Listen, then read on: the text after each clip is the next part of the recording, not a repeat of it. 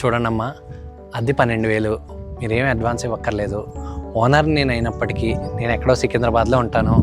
ఇబ్బంది పడకండి. Water problem ఉంది కానీ ఒక్క ఫోన్ కొట్టండి, నేను ట్యాంకులు పంపించేస్తా. ఫ్రెండ్స్ ఫ్యామిలీ ఎవరైనా వచ్చి ఉండొచ్చు.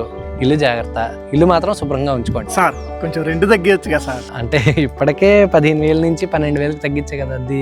మరి సార్ ఐటీ ఎంప్లాయీ సార్ మేము.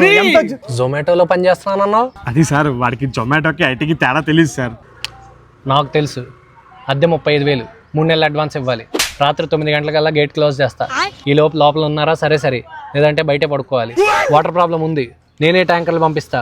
కానీ నెలకి 4,000 మీరే కట్టుకోవాలి. ఫ్రెండ్స్ ఫ్యామిలీ ఇలాంటివి ఎవరు రాకూడదు. ఒకవేళ అమ్మా నాన్న వచ్చినా 2 రోజులు మాత్రమే ఉండాలి. వీడు ఓనరే కదా, సికింద్రాబాద్లో ఉంటాడు కదా అని అనుకోవద్దు. ప్రతిరోజు 4 గంటలకు వచ్చి చెక్ చేస్తా. మందు ముక్క మగు అలాంటివి ఏమైనా ఉన్నా సరే ముందు నా పర్మిషన్ తీసుకోవాలి. నన్ను కూడా జాయిన్ చేసుకోవాలి. ఇల్లు ఖాళీ చేయాలంటే 2 నెలల ముందు నాకు చెప్పాలి. నేను 2 నెలలు అడ్వాన్స్ పెట్టుకుని మీకు 1 నెల అడ్వాన్స్ ఇస్తా. సార్ ముందు రూల్స్ అని మాకు చెప్పలేదు. నువ్వు ఐటీ ఎంప్లాయీ అని చెప్పలేదు.